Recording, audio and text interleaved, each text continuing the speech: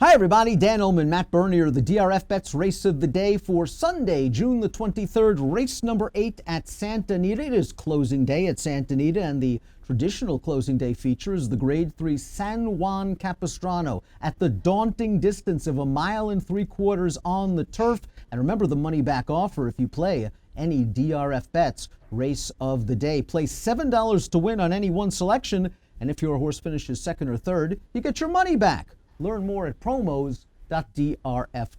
Let's meet the field for the San Juan Capistrano. You can access free formulator past performances for this race on the Race of the Day event page at drf.com. Download them, handicap along with us. We'll take the field in post-position order, beginning with the number 1 Mongolian Groom. Matt, you like this horse a little bit. He's grade 1 placed on dirt. He has won on turf, and something tells me he likes the distance. This is a sleeper, even though he is 7-2 on the morning line. And I think that he's one of the horses that you look at, and, you know, I was talking to you before we came on with this. 1.75 miles is a long distance in Europe, let alone the United States. In the United States, it might as well be 15 miles. Who's going to take to it? Who's not? A bit of guesswork goes into it. I think when you look at a horse like Mongolian Groom, I agree with you. Look, he really appreciated the 1.25 miles, 3 starts back. I didn't think he was great in the Gold Cup, but we know on his best day he can run a really solid race. And maybe you want to just look at it and say, he's arguably the best horse in the race from a talent standpoint, and maybe it's as simple as that.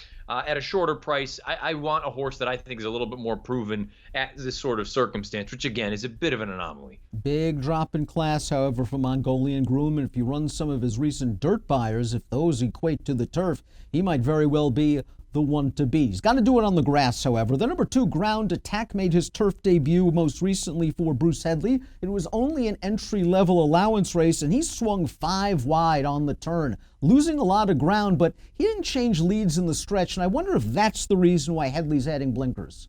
It's possible. He's another one of these horses, though. You look at it from a numbers standpoint. I don't know that the numbers mean quite as much in a race like this as they do in some of the other more sort of traditional, conventional distances, a mile, 1.125 miles, whatever it may be. Look, at 1.75 miles, I suppose if it just turns into a staying contest, perhaps that's going to be to his advantage. On paper, he's a little bit difficult to make. The number 3, Yagadawana, is multiple graded stakes placed on the turf and goes out for a very sharp trainer in Phil D'Amato. Now, he exits the grade 2 Charlie Whittingham at 1.25 miles. He was far back in the early portion of that race. Aaron Greider had him in a little bit of traffic in the stretch, and he was running at the end, but that was a blanket finish. You had 6-7 horses being covered by a length. Yagadawana was 19-1 that day. Now he's stretching all the way out at 3-1 on the morning line. And sure, he's run some fine races in recent memory. I go back to that run last summer at Del Mar when he ran that big second. He was no match for Fashion Business, who hopefully we see him back sooner than later. But my bigger point is, since that run, I just don't think he's run anything close to that. And look, maybe it won't take that to win a race like this on Sunday. I just want to see him get back to one of his best races, not one of his better races. D'Amato also sends out the number 4 Acclimate, who is the expected pace setter of the San Juan. Let's take a look at the Timeform US pace projector. Acclimate last time out stretched out to 1.125 miles, and he was able to just walk the dog in a short field. Trips don't get better than that. When you're able to go 48-2, 112-4 while facing 3 other rivals and you are clear, Acclimate's supposed to win that race at 1-2. It might be a little bit tougher this time around. I was going to say, you might have a little bit more company up front. You also have to deal with, an extra half mile, basically, for the most part. It's a situation where, again, this is just uncharted territory for a horse like this. I know the sire Acclamation. He did some really nice work at longer distances. It's a bit of guesswork for me to know if this horse is going to be able to see out this distance. If he gets a cupcake sort of situation like he had last time, maybe that's going to be as good an opportunity as he'll ever find to actually see out the distance. The number 5 is Original Intent. This has been a very shrewd claim by Dean Greenman. Took him for 12.5 off of Jerry Hollendorfer. Has won 2 races since, both of them on dirt. It appears he is a dirt horse, but it also appears that he likes distance. They're going to give him a chance to stretch out here on the turf and hope that his affinity for the distance overcomes his lack of affinity perhaps for the grass.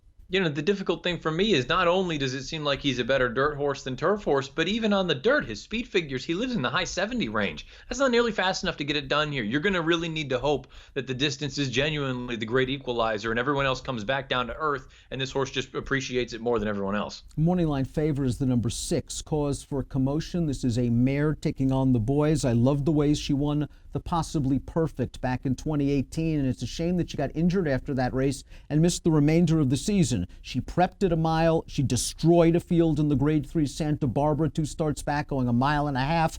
And last time out, they cut her back. The distance, A, was a little short. The company was a little tough. She tried to go after the leaders on the turn, but she wasn't going to beat Vasiliko or Rimska that day. This is an easier spot at a better distance. Yeah, you go through and you look at the races that she has that are 1.25 miles or longer. There are 4 of them on her page: a win by 9, a win by 1, a loss by a half length, and a loss by 3/4 of a length. To me, this is just what she wants. She is a long-winded type. You get her at the shorter distances. Maybe she's not quite of that class or quality. You stretch her out, though. She really appreciates it. I think she deserves to be the horse to beat. D'Amato claimed the 7 Red King for 35. He won for 40, and then he got a 4th place in a graded stakes event on the Tapeta last time out at a distance that may be just a little bit short at 1 mile. They're going to give this horse a chance to stretch out. And when you look at this pedigree, an English Channel out of an AP Indy mare, perhaps he's bred to get the trip, and he loves the Santa Anita turf course. I've liked this horse for a little while. I think he's okay. I'm not totally convinced that the added ground is going to be to his benefit, but like you say, from a pedigree standpoint, you would think that just at face value, he should appreciate the run all day. I look at it and think he's done some of his better work around that mile distance. We'll find out. I agree with you about the All-American, probably the surface that didn't work for him, and also the class situation. Keep in mind, he just broke through the N1X rank 2 starts back. Oscar Dominguez has been sort of a high-level optional claimer for most of his career. John Sadler took him for 43 starts back. He responded with a win last time out in a race where Pratt just gave him a beautiful ride. He stayed in. He could have went very wide. A hole opened up an upper stretch, and Oscar Dominguez mowed them down late. Now, the fact that he mowed them down at 1 1/8 doesn't indicate that he's going to necessarily appreciate 14 furlongs, but we do have a positive formulator fact for his trainer, Richard Baltus. Over the past 3 years, last out winners, going on long on the turf, 3rd start off the layoff. You see the numbers, 29%, $3.22 ROI. Oscar Dominguez just going to need some pace from the back of the pack. Well, that's really what it boils down to. He is that confirmed one-run closer. Even in a race like this, I assume he's going to be coming from the back. The good news is, like you said, he's not a world beater by any stretch of the imagination. But you go back to those 2 runs at Del Mar over the summer last year, 1 3/8, 1 3/8. He ran second in both of those. I see no reason why he can't come with a decent enough effort here. Let's take a look at our top pick for the Sunday DRFBets race of the day. We are both going with Cause for Commotion, thinking that the class relief, thinking that stepping out in distance is really what she needs, and I think she can work out a good trip sitting off the pace in the second flight. No, I agree with you. She's not going to be any kind of great price in a spot like this, but I think she deserves to be a short price in here.